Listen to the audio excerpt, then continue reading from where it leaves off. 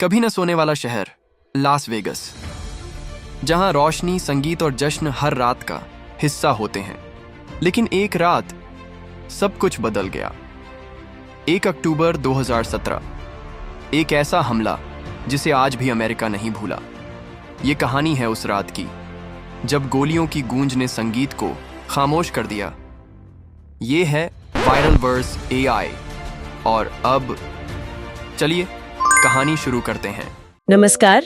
आज हम एक ऐसी घटना पर बात करने वाले हैं जिसने लास वेगस, जो मनोरंजन का शहर माना जाता है, उसे सच में हिलाकर रख दिया था। हम बात कर रहे हैं 1 अक्टूबर 2017 की रात की। हमारे पास जो भी जानकारी है वो बताती है कि वो रात कितनी भयावह थी। सोचिए जरा, रूट 91 हार्वेस्ट म्यूजिक फेस्टिवल चल रहा था। करीब 22,000 से ज्यादा लोग थे वहाँ। एकदम जश्न का माहौल, संगीत, हंसी खुशी, सब कुछ। और फिर रात के करीब 10:05 पर अचानक सब बदल गया। गोलियों की तेज आवाजें आने लगी। पहले तो बहुत से लोगों को लगा शायद पटाखे हैं, होता है ना ऐसे मौकों पर। हाँ बिल्कुल, शुरुआती भ्रम था वो। हाँ, भ्रम। लेकिन फिर जल्द ही ये साफ हो गया कि ये कुछ और ही है। और फिर डर, अफरा तफरी। तो हम कोशिश करेंगे इस चर्चा में जो भी जानकारी हमारे पास है उसके आधार पर घटना के तथ्यों को समझने की। जी, जानकारी के हिसाब से देखें तो गोलियों का स्रोत था पास का मंडाले बे होटल। हमलावर होटल की 32वीं मंजिल पर था, एक स्वीट में, और उसने वो खिड़की तोड़कर नीचे भीड़ पर फायरिंग शुरू की। 32वीं मंजिल से? और हमला कैसे किया गया? मतलब किस तरह के हथियार थे? हाँ, ये पहलू बहुत चिंताजनक है। हमलावर के पास करीब 23 बंदूकें थीं, और इनमें से कुछ पर एक खास चीज लगी थी, बम्प स्टॉक। बम्प स्टॉक, ये क्या होता है?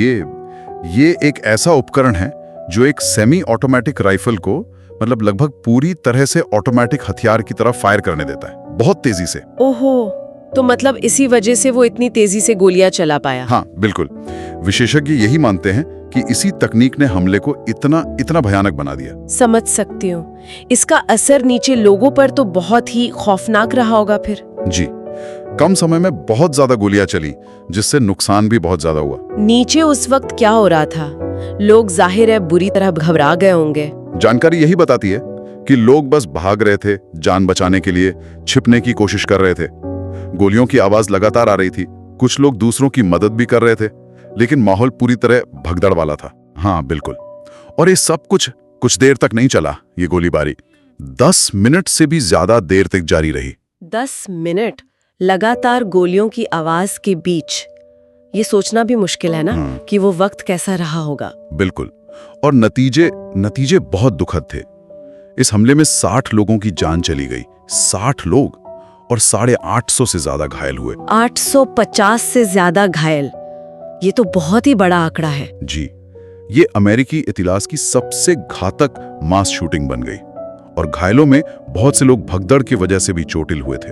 वाकई, जैसा आपने कहा, एक पल में सब कुछ बदल गया। जश्न का माहौल और फिर मातम।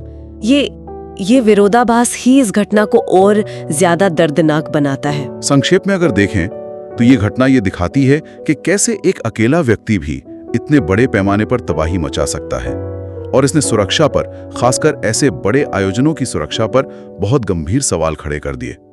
तकनीक का ऐसा गलत इस्तेमाल कितना विनाशकारी हो सकता है, ये भी साफ हुआ। हाँ, और एक सवाल शायद हम सबके सोचने के लिए रह जाता है कि इस तरह की घटनाएं हमारे समाज पर, हमारी सोच पर क्या असर छोड़ती हैं हमेशा के लिए, खासकर तब जब वो ऐसी जगहों को निशाना बनाती हैं जिन्हें हम खुशी मनाने, साथ आने के लिए सुरक्षित मानते हैं।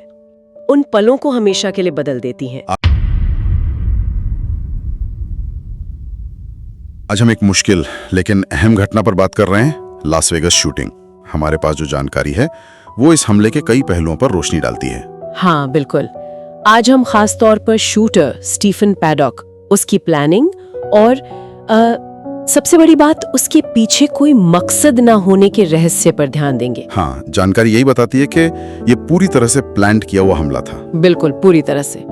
स्टीफन पैडॉक एक 64 साल का आदमी जिसका कोई पिछला क्रिमिनल रिकॉर्ड नहीं था। कुछ भी नहीं। और ना ही किसी चरमपंथी ग्रुप से कोई कनेक्शन। यहीं से ये मामला और उलझ जाता है ना? हाँ बिल्कुल। और सूत्रों से ये भी पता चलता है कि उसने हमले से कई दिन पहले ही मांडले बे होटल के अपने कमरे में तैयारी शुरू कर दी थी। जी, और ये तैयारी कोई मामूली नहीं थी। सही कहा।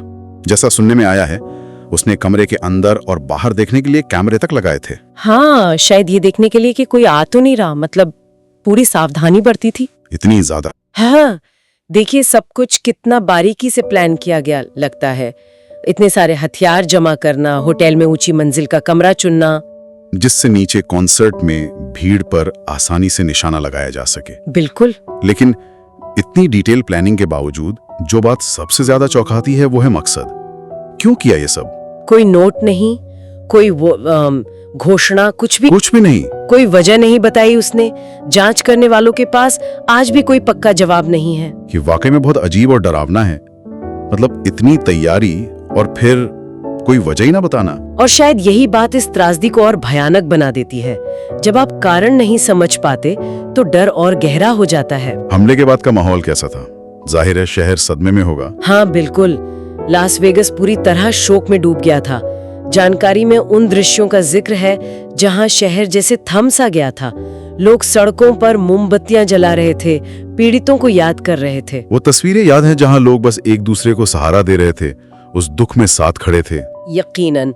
और इस घटना ने फौरन ही गन कंट्रोल पर, मतलब बंदूकें रखने के नियमों पर राष्ट्रीय बहस को फिर से तेज कर दिया। हाँ, वो तो होना ही था। खास तौर पर बम स्टॉक जैसे डिवाइस पर सबका ध्यान गया। अच्छा, बम स्टॉक ये क्या चीज है? हाँ, क्योंकि शूटर ने इनका इस्तेमाल करके सेमी ऑटोमेटिक हथियारों से लगभग ऑटोमेटिक हथियारों जैसी तेजी से गोलियां चलाई।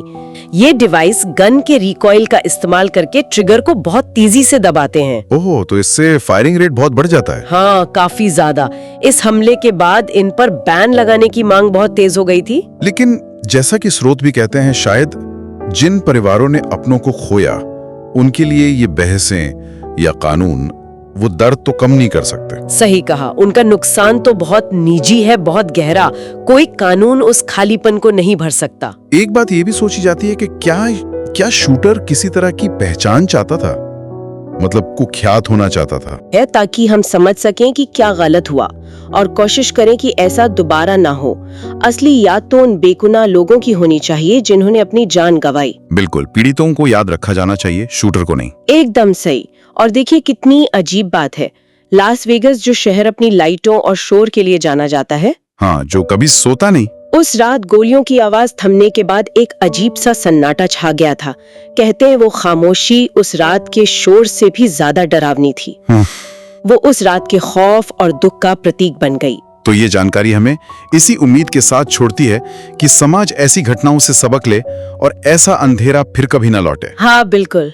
और आखिर में सोचने के लिए एक सवाल छोड़ जाते हैं, जब किसी इतनी भयानक हिंसा के पीछे का मकसद हमेशा के लिए एक राज बन जाता है, तो ये समाज पर क्या असर डालता है? क्या ये हमें इंसानी क्रूरता की उस गहराई से रूबरू कराता है जिसे हम शायद समझना भी नहीं चाहते? ये अनसुलझा क्यों शायद उस डर को और भी गहरा कर देता है ना?